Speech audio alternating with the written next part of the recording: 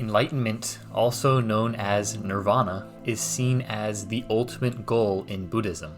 In this state, one is essentially liberated from the self.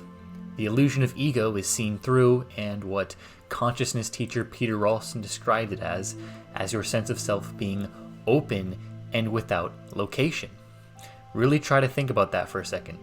Your sense of self being open and without location. So it wouldn't be like you're experiencing yourself to be some sort of entity or ego that lives in the head behind the eyes, that is nothing more than just this body and the mind that experiences a world that is seemingly separate from itself.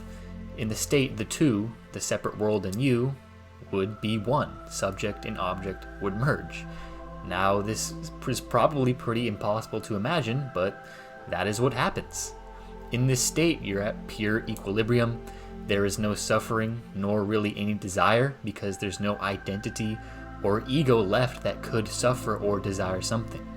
Many enlightened beings report seeing reality as pure, absolute perfection, because that's all that there is to be experienced when there's no solidified ego judging and projecting its bias onto reality.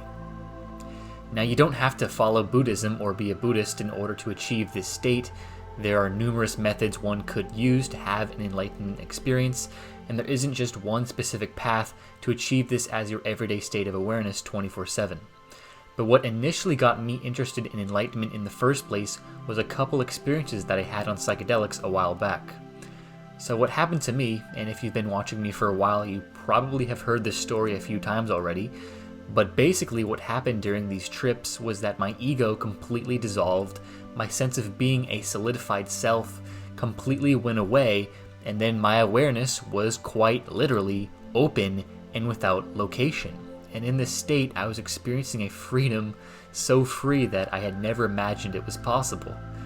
To be thrust into a full non-dual state on psychedelics as a complete normie with no background in any spiritual practice is probably the most mind-blowing and reality-shattering experience a human being could ever have. And I can't say I recommend doing that, but coming down from the experience, I was so confused because my mind was just so blown, and because I was now aware that my ego literally constructs my entire life and is the reason for all of my suffering, and I was now aware that a freedom that cannot be explained with words exists. So a couple days after the initial experience, I was walking on a trail and I was thinking, didn't the Buddha say something about how all suffering stems from desire, and aren't they trying to achieve this thing called nirvana, which is a state in which you cannot suffer? So I was thinking about that, and I was wondering if I had just experienced nirvana on LSD. And I was thinking about this, and I sat down on a bench, and I just kind of gazed into the distance for a while as I was deep in thought, and when I focused my gaze, I realized I was literally looking at a sculpture of the Buddha. As I was thinking about Buddhism, right after I had just thought I had experienced enlightenment on a psychedelic trip. Now, I never believed in synchronicities before this, but this one was just too insane for me to not look deeper into. So I started researching Buddhism and enlightenment and found that the descriptions seemed to be very similar to what I had experienced, and that many others as well had also had enlightenment-like experiences on psychedelics. Now, in traditional Buddhism, they reject any mind-altering substances as valid methods to aid in enlightenment. They kind of view it as you want to have an as clear mind as possible, and any substance in their eyes they view as clouding the mind. And I think this is very dogmatic and just flat out false to assume, because you have to remember that the cloud that you're trying to clear in enlightenment work is the cloud of the ego, the sense of being a solidified self, and psychedelics do exactly that. And also, if you want to take a more neuroscientific approach to this, both meditation and psychedelics decrease default mode network activity, which is the area of the brain largely responsible for your sense of self. So at the end of the day, you have to remember that Buddhism is an ideology. They have their way of going about things and reaching enlightenment, but that certainly isn't the only way to do enlightenment work. Now, with that being said, I do think there is significant potential for psychedelics to become a trap for the ego and cause more harm than good for some people. When it comes to awakening and enlightenment, when you take a complete normie who has little to no spiritual background and you have him experience enlightenment on psychedelics, there's a good chance that he'll take that experience and add it to his ego and think he's all enlightened and woke and spiritual, which counterintuitively brings him farther from enlightenment and just more deluded. There's also the possibility that if one has no spiritual background with any practices, they won't be able to handle having their ego dissolve on psychedelics. The famous Carl Jung once said, "Beware of unearned wisdom."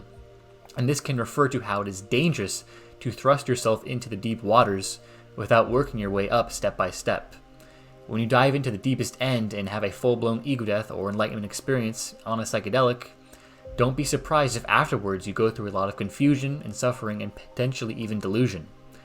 There's a quote that goes something like, "The psychotic drowns in the same waters that the mystic swims with the light."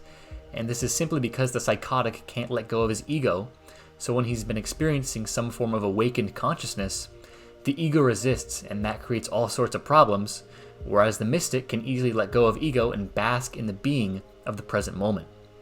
When I first had my mind-blowing psychedelic experiences, I had pretty much never meditated in my life and had basically no background in spirituality. So it was actually really tough for me to grapple with the fact that my ego was just an illusion and not actually, quote-unquote, real. And for a little bit, I wondered if I was actually having a spiritual awakening or if I was just going through some sort of psychosis. And I actually made a video, one of the earliest on my channel, from when I was first getting into this stuff, on spiritual awakening versus psychosis. So looking back at the beginning of my journey and hearing other people's stories, I wish I would have built up a steady meditation practice before ever trying psychedelics for the first time.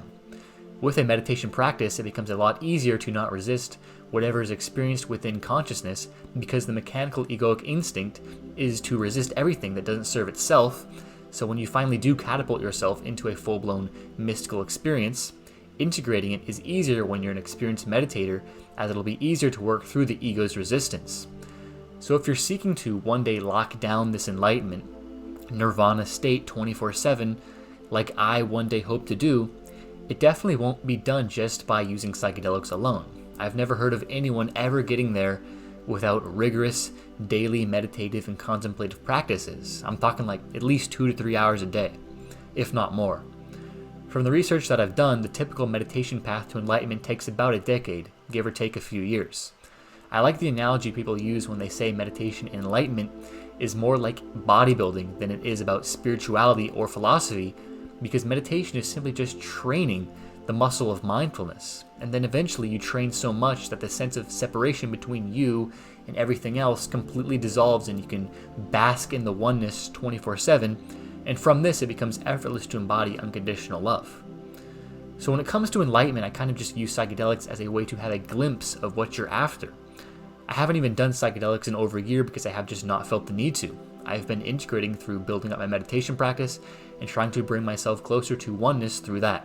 But I have been getting the itch to take another trip sometime in the near future, and I also am planning to do an ayahuasca retreat sometime in the next year as well. Because I also think it is very important to recognize that there isn't just one state of awakened consciousness. There are several. Psychedelic can provide someone with experiences that meditation will never give you.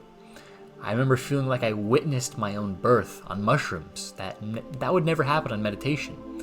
Other people are report encountering entities that seem very real and sentient that might shower them with love or tell them the secrets of the universe or do something else.